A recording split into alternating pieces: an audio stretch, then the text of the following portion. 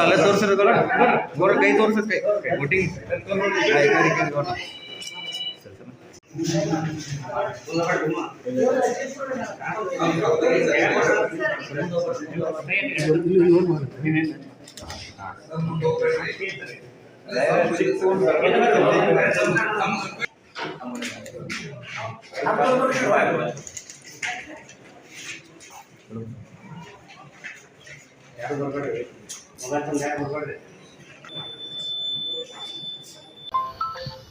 ನಾನು ಇಲ್ಲಿ ಮತದಾನ ಮಾಡಲಿಕ್ಕೆ ಬಂದಾಗ ನಮ್ಮ ಕುಟುಂಬದ ಜೊತೆಗೆ ಭಾಳಷ್ಟು ಜನ ಭಾಳ ಉತ್ಸುಕತೆಯಿಂದ ವಿಜಯಪುರ ನಗರದಲ್ಲಿ ಜನ ಸ್ವಯಂ ಪ್ರೇರಿತರಾಗಿ ಸಾಲುಗಟ್ಟಲೆ ತಾಸುಗಟ್ಟಲೆ ನಿಂತು ಮತದಾನ ಮಾಡ್ತಾಯಿದ್ದಾರೆ.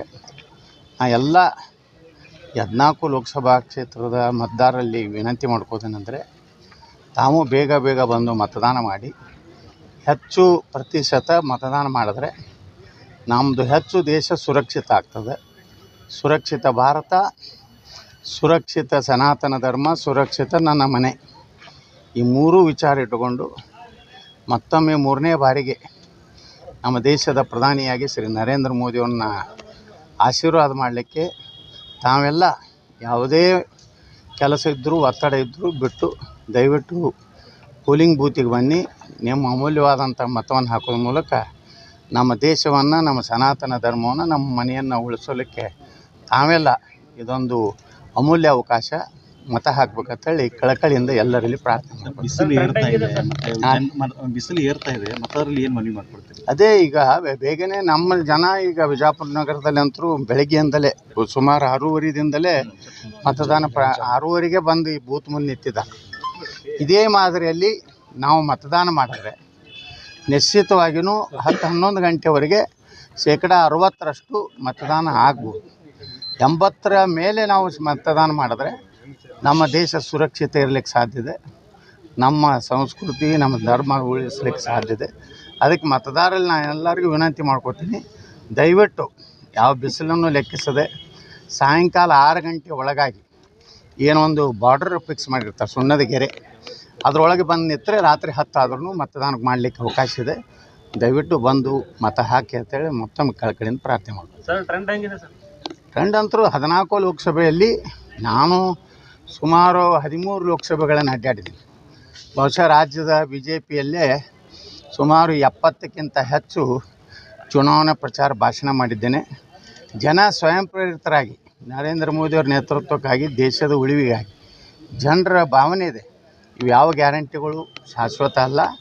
ನರೇಂದ್ರ ಮೋದಿ ಮತ್ತು ದೇಶದ ಗ್ಯಾರಂಟಿನೇ ಒಂದೇ ಗ್ಯಾರಂಟಿ ಶಾಶ್ವತ. ಯಾರು ರೀ ಟಫು? ಇದು ಅಪಪ್ರಚಾರ. ಇದು ಏನಂದರೆ ಇದು ಗ್ಯಾರಂಟಿ ಕೊಟ್ಟಿವಿ ಅಂತೇಳಿ ಅದರಿಂದ ಏನೂ ಆಗೋದಿಲ್ಲ. ಜಾಗೃತ ಅದಾರ ಮತದಾರಕ್ಕೆ. ಲೋಕಸಭೆಗೆ ಯಾರಿಗೆ ಹಾಕಬೇಕು, ವಿಧಾನಸಭೆಗೆ ಯಾರು ಹಾಕಬೇಕು, ಯಾವ ಪಕ್ಷಕ್ಕೆ ಹಾಕಿದ್ರೆ ದೇಶ ಸುಭದ್ರ ಇರ್ತೈತಿ, ನಮ್ಮ ಧರ್ಮ ಸಂಸ್ಕೃತಿ ಉಳಿತೈತೆ ಅನ್ನೋ ಜನರಿಗೆ ಗೊತ್ತಿದೆ. ಆ ಕಾರಣದಿಂದ ಇವತ್ತು ಜನರು ಭಾಳ ಏನು ಗುಪ್ತವಾಗಿ ಮತದಾನ ಮಾಡ್ತಾಯಿದ್ದಾರೆ. ರೇವಣ್ಣವರು ಅರೆಸ್ಟ್ ಆಗಿದ್ದಾರೆ. ಈ ಎಲ್ಲ ಇದ್ರದ್ದು ಇಫೆಕ್ಟಿನ ಮತದಾನ ಮೇಲೆ ಆಗಿದೆ ನೋಡಿ.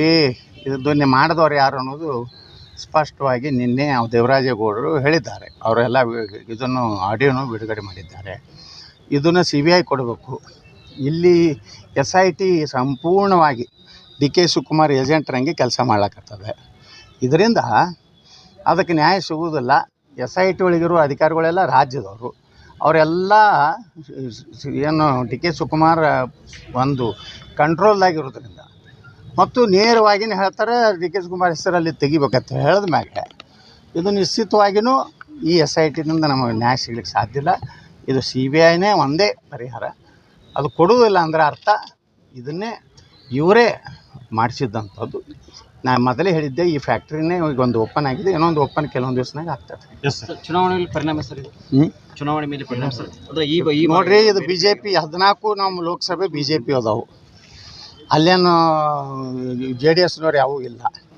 ನಮ್ಮ ಮೇಲೆ ಏನು ಪರಿಣಾಮ ಆಗೋ ಪ್ರಶ್ನೆ ಇಲ್ಲ. ಯಾಕಂದ್ರೆ 2019ರಾಗ ಕಾಂಗ್ರೆಸ್ BJP ಅವ್ರು ಇದು ಕಾಂಗ್ರೆಸ್ಸು JDSನವ್ರು ಕೂಡಿ ಮಾಡಿದಂಥವ್ರು ಅವ್ರು ಅದಾರ. ಅವರು ಏನು ಇವತ್ತು ಮೊನ್ನೆ 24 ತಾಸಿನಾಗ ಆಗಿದ್ದಲ್ಲ, ಅದು 2019ರಿಂದ ಏನಾಗಿದೆ ಅದಕ್ಕೆಲ್ಲ ಕಾಂಗ್ರೆಸ್ಸೇ ಜವಾಬ್ದಾರಿ.